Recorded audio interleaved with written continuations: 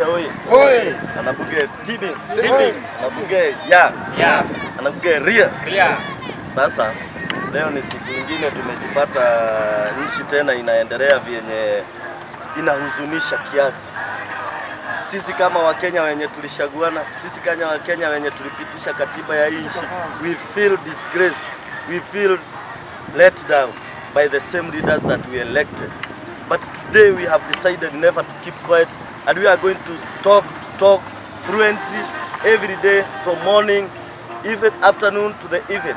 Because the moment we keep quiet, the moment things will go wrong. And our country is ours. Our country is for the generations to come. We cannot afford to keep quiet. Today, I want to congratulate every member of Parliament that has been taking this place to come and be with us as we talk the things that ails our country, as we articulate the issues that our country is going through. It's a dark day for our country, that today we can see a very special, a very important institution of this country, the Iebc, that have been waiting, that they have started manipulating the process just to create a lot of lack of integrity in that process. We are doubtful that the process will be free and fair.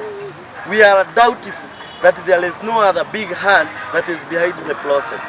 Tunaogopa kuona at we can't imagine that a process, that someone who was not shortlisted in that process, that is now being interviewed to go in the list of to be a commissioner of such an institution. No, our country cannot go that route. We are a country that have got a progressive constitution, a constitution that stipulates every policy, stipulates every agenda, it stipulates that how our country should be done. And I want to play that our government must make sure that our constitution is not watered down, because those who anchored that constitution, those who formulated our constitution, were very clear in their mind that we need institutions that are independent, that we need institutions that can stand on their own. We don't want political interference in our institution. Iebc is the only institution that gives us leaders, that gives us the presidency, that gives us the House of Parliament, both, that gives us the members of Parliament, and they are the people who come to be the decision makers of this country. They are the people who are expecting to come and formulate the policies that will govern this country. Then how comes that we gabble a process that is being mentored, that is being made to bring about our leaders? We cannot go that down. We cannot stoop that low as a country. We are watering down our constitution, and it's very disheartening that we are expecting people of integrity, we are expecting the best characters, the qualified people to feature in our Iebc. Yet we are seeing a process that we are doubtful, we are seeing a shambolic process, and it's inaleta huzuni mingi sana kwa nchi. Nataka niseme hivi, na ninataka niambie serikali hivi, we will not accept, we will not again bow to intimidation. We will not wait to see people doing exactly opposite of what our constitution is talking about. As a people, as the bunge la Githurai, hatutakubali. We will call it out, we will raise our voices, na hatutakubali tena kuona hiyo kitu ikiendelea. Asubuhi ya leo mimi nashangaa sana kwamba as such thing is happening, we are not seeing our parliament. Our parliament is the only institution in this country that is now another executive. Hatuwezi kubali hiyo. We want today to hear our MPs, our senators calling out this thing and saying the way it is, and calling it what it is. If this thing is shambolic, this thing is long, this thing is bad, and we are not going to wait. And we are not going to wait and see and hear as things are going on. No, our country cannot be taken to that route. If we elected you, for example here, we elected Kengara, and some of us elected Mwafrika. We elected our senator here, Karugo Dhangwa. We elected Sifuna here in Nairobi. We have elected our governors and our MCAs. We want to hear their speech as by in the evening. Hiyo kitu hatutakubaliana nayo. You may ask yourself, if someone was not shortlisted So why do you want him or her to feature in the list that he is not qualified to feature? That you want him or her to go to do the work that he is not competent to do? Or do you want to come a place whereby tutakuwa na another IEBC that was the same in 2022, whereby we had people with who are not partisan, people who are not bipartisan, people who are partisan, people who had their political godfathers there, and then we came to have a process or an election that created a lot of lack of integrity. No, we must not go that route again. Sasa leo hii tena lazima niongelee tena, hata kama juzi tuliongelea maneno na kukosa security. Tumeamuka asubuhi tena kuona our very own former attorney general, someone who hold the seat of a speaker for 10 years. This guy should be accorded his security. We like it or not, security ya Muturi na security ya Mkenya ni haki yake. Na mimi ndio nashangaa sana kuona the guy has been a speaker for the 10 years, and today through the constitution he has been given the two security guards his vehicle. Then seeing him just because he called out some issue, just because he called the power to order, and today he must beg. Today he must be a psychopath. Today he must go and kneel before someone somewhere so that he can be given the security. No, our constitution must work. We must call it out. We must make sure that our constitution is working. Muturi should not beg. Muturi should not be made a psychopath. Should not be made a stooge. It's what he is qualified for it. It's his right, and he must be given. Even if he talked about something that he's not in, like a father, I must feel it that Muturi, his only son, was abducted, was put somewhere you don't know, yet he is the attorney general, and someone somewhere was not informing him what's happening. Hatuwezi kubaliana nayo. Juzi tuliona ya mshoba pale. So what is this that you are seeing in a country that is coming up every day, there and then, whereby anyone who is calling out the power is being denied his right, her right? Hatuwezi kubali hiyo kitu iendelee, na ndio tunasema na tunaita serikali yetu tena, tunawaambia msikubali hii kitu iendelee. Washeni tuendeleshe nchi yetu kikatiba, washeni tuendeleshe nchi yetu kisheria. It is nothing wrong when someone says this is not happening, because we are not expecting everyone to be happy of whatever you are doing. No, we must accept to have divergent views. We must accept someone has his own freedom of speech, na kila mtu lazima apewe haki yake, kila mtu lazima akisikike, kila mtu lazima sasa what was wrong with calling Muturi and addressing whatever he is feeling is not going well. So washa tusikubali nchi yetu iendelee ile njia si mzuri. We will find our country not going to the right way. Lazima tukubaliane hivi, nchi yetu lazima iendelee, nchi yetu lazima ifanyike vyenye inafaa. Agaria, we have a former deputy president who is talking things that are even inaleta kushtua moyo kwa Kenya. Hatuwezi kuwa tunasikia ati watu wengine wenye hawana kiti ya kwa yoyote. He is not a public servant, he is not a state officer, someone who can be said to be a co-president. It is something for Kenyans to worry about. It is something for Kenyans to ask questions. Why are we going on that route? Why don't we give the institutions that have been mandated by this country but by the Kenyans their role, their power to execute the laws that they have been given? Hatufai kuenda hivi, hatufai kufanya vile, hatufai kusikia ati kwamba someone we are seeing gangs, someone we are seeing goons that look to be organized, that look to be sponsored, disorganizing a church.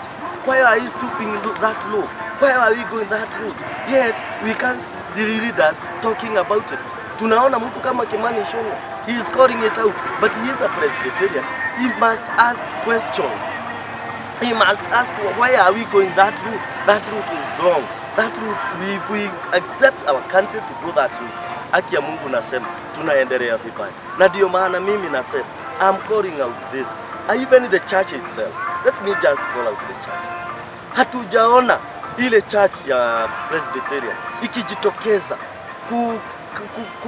to condemn the thing kwa sababu it is long. We saw the moderator of the Presbyterian in State House. That means he respects the state. That means he respects them to a point that he is honoring their invite. Why don't you also tell them, simply because I'm respecting you, I want a detailed explanation. I want to know how far the investigation is going, yet you have kept quiet. I was imagining, what if it was the Catholic Church that such a thing happened? We could even have seen the president coming out to apologize, coming out to call those who are responsible on to order. But why are we, as the Presbyterian Church, kept quiet, yet the church was imeaibishwa? Watoto wetu, wamama wetu, tunaona risasi inapigwa in a church compound, yet we must call it out. We must expect the leaders of this church, that is the General Assembly, we are expecting to see you coming out boldly and calling out everyone who was responsible for the thing na kumuita akuje a state. We want an explanation as to why that thing was happening. Because imagine, what if, because Gachagua is a Presbyterian, what if he decides, I will be going to utakuwa naenda kanisa ya Presbyterian? Do you want to tell us that we will be expecting such a thing every day, every Sunday, where he goes, that we will be expecting such a thing? No, the church and the leadership of the Presbyterian fraternity, wherever it is, must come out boldly and condemn the act and ask for explanation and ask for the president, even if it means the president himself, to come out and explain.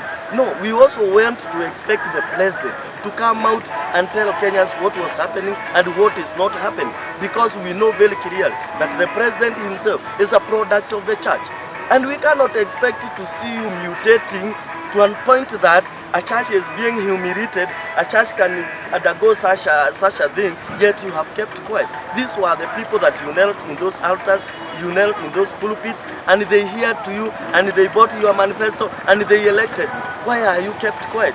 Why are you not calling things to order? Why are you accepting such things to happen in our country? We must not accept as Kenyans these things to happen.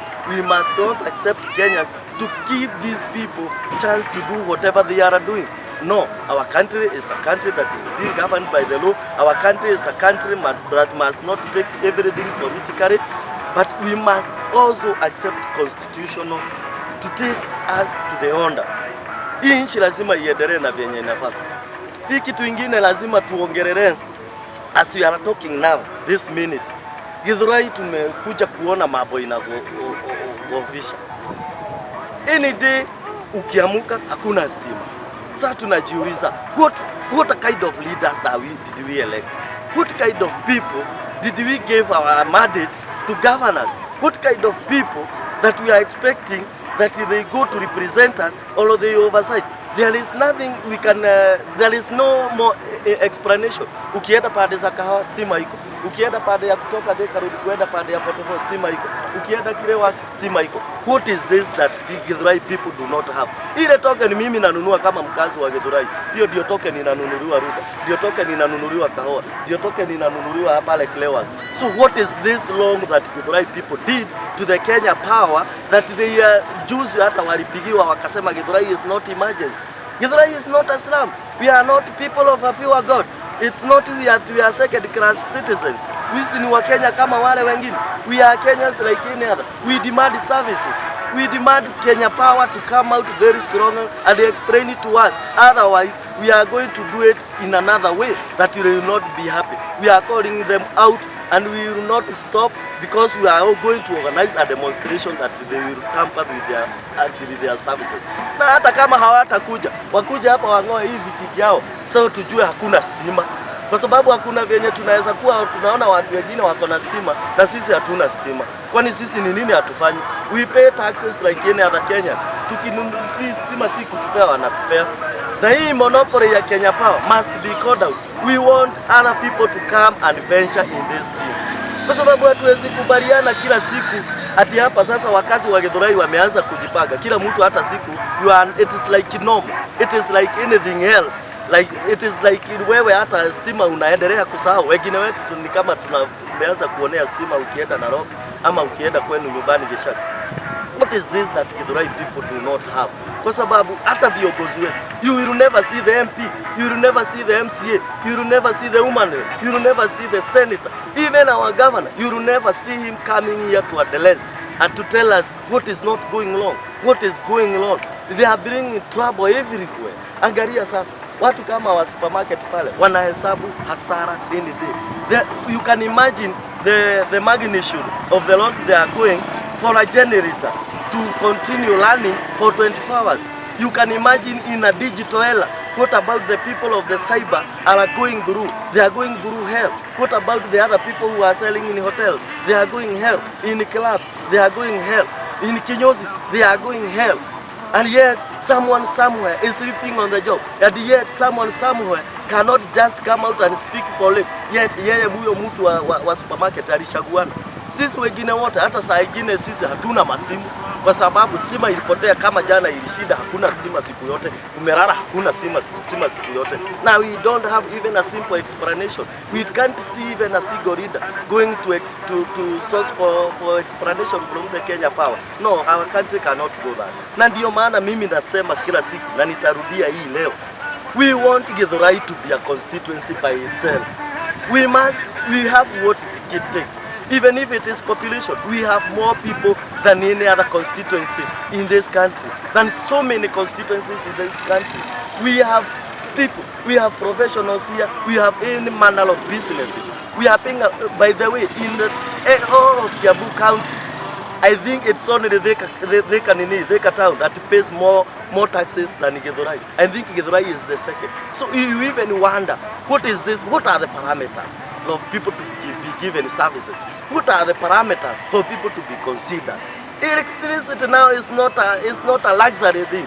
It is a necessity. It is a basic thing for every Kenyan to be guaranteed with. Look, kunanyesha mvua sana. And any time that is raining, Githurai, you can't have any. We don't have passable roads. Even the main one here, inakuaga ocean. The flood is everywhere. It is a all manner of sewages everywhere, and there is no leader. We don't have drainage system there. So maji yote inatoka Dekaro, ingine inatoka huko kwa Dio, ingine inatoka huko Shumabiri, huko Mablos, yote inakuja pale Shumabiri. Inakuwa kama ni ocean. You must wait for that more than 30 minutes hii maji yote itoke. Na hatuna kiongozi hata mmoja mwenye anajitokeza, mwenye alipewa jukumu na watu wa Githurai ku represent akuja ongelele ile kitu. I believe and this one must agree with me that we are going to vet the leaders that we are going to elect the next election. Hautakuja hapa kutuibia tu Ruto must go. Hautakuja hapa ati unatuambia Gachagua sijui nini. All those will be shenanigans. We are going to look people with their capacity. We are going to look people who can represent us, who can oversight, who can talk on our behalf. Hakutakuja hapa ati wewe ati sijui na yet hata wewe ni class 6 nini drop out. Hatutakubaliana na hiyo tena. We must go to value education. We are going to value principles. We are going to value whatever you have in you that it takes for you to represent the people. Otherwise hatuwezi kuwa tunachagua watu wengine kama ile mama tulishagua mama wa kukata keki hapa. Kazi yake ni kuenda wedding na tena akakuja akatusikiza yeye ni mtetezi wa mama na mtetezi wa boy child. Na siku hizi the only thing he is doing ni lazima umuone state house akiongea Ruto. And I have no problem with Mama going to talk for William Ruto and supporting William Ruto. It is her right. But he must not neglect the role we gave her. He must not neglect her responsibility. Her responsibility, one, is talking for us. That is representing the people of Loilo and Kiambu at large. He must go and legislate laws that help the people. He must go and talk about this electricity. He must go there to the parliament and see her oversighting the project that the government is doing here. Otherwise, I'm even worried that the president was the whole of Mount Kenya region, and yet we didn't see him on Loilo. That means they have done nothing, because the president could not come to launch or commission anything. Because for the last 2.5 years from the time we elected them, they have done nothing. They have done zero work. And we are not going to tolerate that one. Otherwise, we are going to give them the 2 years that is remaining. Hatuna kitu la kufanya, lakini hata wasikuje kutuomba. Lakini hata wasidhubutu kusema ati wao wanataka kitu wakati mwingine. Even if it means the government. If you cannot hear us, if you will not come and talk about this power that we are talking about, if you are not going to do these drainages, please don't come Githurai any other time to ask for votes. Githurai people are not voting robots. Githurai people are not people of your world.